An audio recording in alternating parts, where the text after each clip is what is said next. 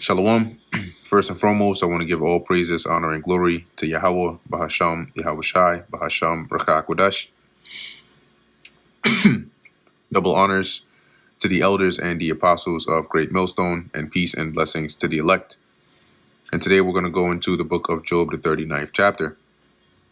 So as the Lord continues to question Job, verse 1, knowest thou the time when the wild goats of the rock bring forth? Or canst thou mark when the hinds do calve? Do you know when the wild goats give birth? Have you watched as deer are born in the wild? Canst thou number the months that they fulfill? Or knowest thou the time when they bring forth? Do you know how many months they carry their young? Are you aware of the time of their delivery? They bow themselves, they bring forth their young ones, they cast out their sorrows. They crouch down to give birth to their young and deliver their offspring. Their young ones are in good liking. They grow up with corn, they go forth, and return not unto them. Their young grow up in the open fields, then leave home and never return. Who hath sent out the wild ass free? Or who hath loosed the bands of the wild ass? Who gives the wild donkey his freedom? Who unties it rope? Who untied its ropes? Whose house I have made the wilderness, and the barren land his dwellings. Basically, the Lord has given the wilderness, as the dwelling place for the wild ass. He scorneth the multitude of the city, neither regardeth he the crying of the driver. It hates the noise of the city, and has no driver to shout at it. That is the rider. The range of the mountains is his pasture, and he searcheth after every green thing. The mountains are its pasture land, where it searches for every blade of grass. Will the unicorn be willing to serve thee, or abide by thy crib? Will the wild ox consent to be entamed? Will it spend the night in your stall? Now these verses, I think verse 9, 10, 11, 12. These verses are also used when you look it up, spiritually, interpreting it in relation to the internet. Okay, but we've done breakdowns on that. You can search that up and go into that. I'm gonna go into it more in the contextual sense of what the Most High is saying to Job here concerning like actual animals, and how they work, right, and their power and their might. As he questions Job and probes him to say his mind, do you have the power to do all this? With how you're speaking, one would think that you do, right? So verse 10, it says, canst thou bind the unicorn with his band in the furrow? Or will he harrow the valleys after thee? Can you hitch a wild ox to a plow? Will it plow a field for you? Will thou trust him because his strength is great? Or will thou leave thy labor to him? Given its strength, can you trust it? Can you leave and trust the ox to do your work? Wilt thou believe him that he will bring home thy seed and gather it into thy barns? Can you rely on it to bring home your grain and deliver it into your threshing floor? Gavest thou the goodly wings unto the peacocks, or wings and feathers unto the ostrich? So were you the one who blessed them, the peacocks, with their beautiful wings? Or did you give wings and feathers to the ostrich? And now the subject is switched to the ostrich, which leaveth her eggs in the earth and warmeth them in dust, and forgetteth that the foot may crush them, or that the wild beast may break them. In the NLT, it says, she lays her eggs on top of the earth, letting them be warmed in the dust. She doesn't worry that a foot might crush them, or a wild animal might destroy them. She is hardened against her young ones, as though they were not hers. Her labor is in vain without fear. She is harsh toward her young, as if they were not her own. She doesn't care if they die. Because God hath deprived her of wisdom, neither hath he imparted to her understanding. For God hath deprived her of wisdom, he has given her no understanding. Now, once again, right, in the context of this chapter, this is dealing with like ostriches. And that's what the Lord is saying. It's because he didn't give them that level of wisdom that they behaved that way.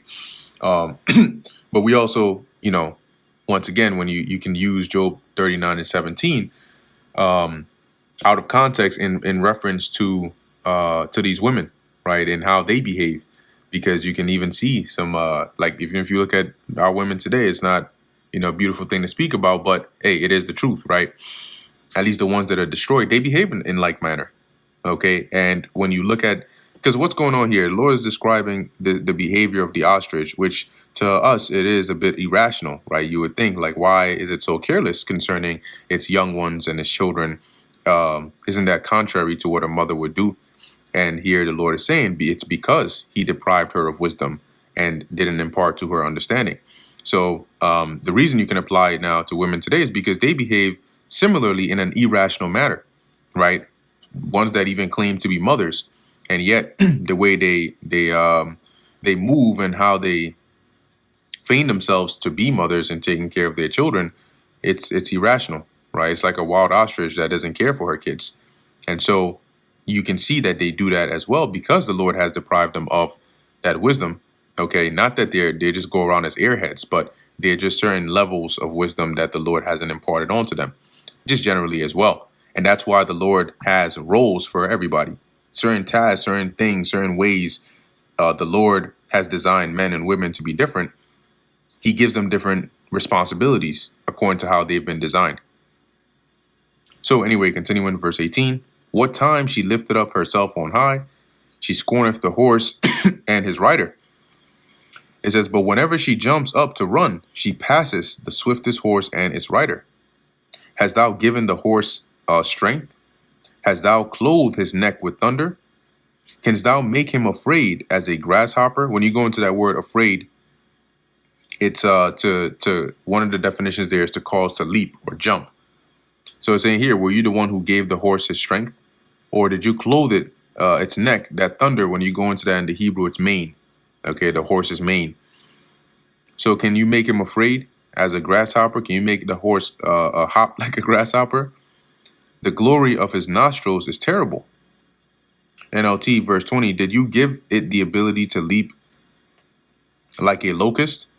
Its majestic snorting is terrifying. He paweth in the valley and rejoiceth in his strength. He goeth on to meet the armed men. He mocketh at fear and is not affrighted, neither turneth he back from the sword. The quiver rattleth against him, the glittering spear and the shield. I'll read these 3 verses in the NLT. It says, it paws the earth and rejoices in its strength when it charges out to battle. It laughs at fear and is unafraid. It does not run from the sword. The arrows rattle against it, and the spear and javelin flash. He swalloweth the ground with fierceness and rage, neither believeth he that it is the sound of the trumpet. He saith among the trumpets, Ha ha, and he smelleth the battle afar off, the thunder of the captains and the shouting.